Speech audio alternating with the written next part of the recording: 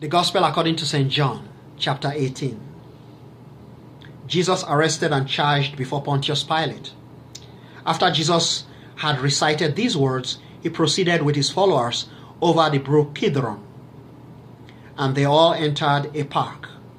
But Judas, the betrayer of Jesus, very well knew the place, as Jesus repeatedly joined his followers in that place. And now Judas, having obtained a group of troopers and bureaucrats from the high priests and rulers, approached the place with lanterns, searchlights, and arms. Knowing everything that he would experience, Jesus stepped forward and asked them, "Who are you looking for?" And they replied, "Jesus Christ of Nazareth." Then Jesus told them, "I am he." And Judas Iscariot, the betrayer of Jesus, stood right there with them. Just then, when Jesus told them, "I am he," they moved backwards and were downed immediately. So Jesus asked them one more time, "Who are you looking for?" And they replied, "Jesus Christ of Nazareth." And Jesus addressed them, "I have already informed you that I am the one. And so if you are looking for me, then let these people go, release them, and let them be free." That the word might be accomplished which Jesus spoke, "Of those whom you gathered under my care, I lost none." Now Simon Peter was armed with a sword. He drew it and attacked the servant of the supreme priest, wounding and slashing out his right ear. The servant was called Malchus. And Jesus told Peter, "Keep that sword back in its cover. The cup which my Father has offered me, will I not drink it?" And so the group of troopers, the commander, and the Jewish bureaucrats arrested Jesus and shackled him. After the arrest, they took Jesus straight to Annas. Annas was the father-in-law of Caiaphas, and Caiaphas was the supreme priest, the presiding pontiff that year. Caiaphas was the one who earlier gave counsel to the Jews that it was advantageous that one person should die for the nation. Simon Peter and another companion closely followed Jesus. The supreme priest himself knew that apostle who accompanied Jesus into his grand mansion. But Peter waited outside near the doorway. After a while, the other companion, who was well known by the supreme priest, came forth and addressed the lady who secured the doorway, and Simon Peter was allowed into the residence. But the female worker who guarded the doorway queried Simon Peter, asking him, "Are you not one of the apostles? Are you not one of the apostles of this man as well?" And he answered, "Absolutely not. Absolutely not." At this time, the workers and bureaucrats had heated the area to keep warm. They kept a coal fire burning and lingered around it. For the weather was quite cold, Simon Peter joined them and lingered, keeping himself as warm as possible.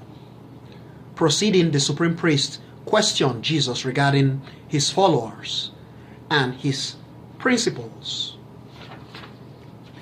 And Jesus replied him, "I address the world plainly and clearly in the holy temple and in the synagogues. I often lectured assemblies and throngs of Jewish faithful. I have not said a thing in private. For what reason do you question me? Question my listeners and followers regarding my words and my teachings. Surely they are aware of everything I told them." After Jesus had spoken these words, one of the authorities standing by attacked Jesus with open hands while asking him, "Is that your response to the supreme priest?" And Jesus replied him, "If I said something wrong, then testify to the wrong. But if I'm right, then why do you attack me?" At this point, Annas had Jesus proceed in shackles to see the supreme priest Caiaphas. And as Simon Peter lingered, striving to keep himself as warm as possible, the people thus queried him, saying, "Are you not one of the apostles as well?" Denying, Peter answered, "Absolutely not. Absolutely not." One of the workers under the supreme priest related to the man whom Simon Peter attacked, wounding his ear, asked, "Did I not see you with him in the park?" Again, Peter denied, and just then a cock crowed. Now, they took Jesus from Caiaphas to the judgment hall, the praetorium. It was quite early in the morning. They themselves did not enter the judgment hall, that they might not be polluted, only that they might celebrate the Passover. And then Pontius Pilate came forth and addressed them, saying, "What charge have you brought against the defendant?" And they responded, saying to Pilate, "If he were not a wrongdoer, we would not have arrested him and brought him to you." At this point, Pilate told them, "Take him away and judge him in accordance with your constitution and rules." And the Jews told Pilate, capital punishment is forbidden by our law, that the word Jesus Christ uttered, indicating the death he will die, might be accomplished. Again, Pontius Pilate came into the hall of judgment, invited Jesus and asked him, "Are you the sovereign of the Jewish nation?" And Jesus replied him, "Are you saying this from your own mind, or did other people inform you of this about me?" Pilate replied, "Am I a Jew? Your own people and the leading priests have arrested you and brought you to me. What wrong have you done? What offense have you committed?" Jesus responded, saying, "My dominion is not of this world. If my dominion were of this world, my subordinates would engage in battle, that I might not be captured by the Jews. But my dominion is not from this place."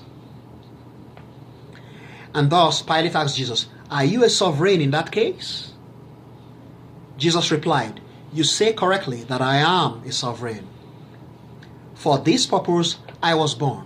I entered the world for this purpose, that I do testify to the truth. All humankind who are of the truth listen to my voice." Then Pilate asked Jesus, "What is truth?" What is truth? After asking this question, Pilate went out one more time to the Jews and told them, "I find in him no flaw whatsoever. He is impeccable, blameless. Now, in accordance with your custom, I should set free one captive during the Passover. So would you like me to set free the sovereign of the Jewish nation?" At that point, they all shouted repeatedly in disapproval, "Not this man, but free Barabbas." Barabbas, however, was a thief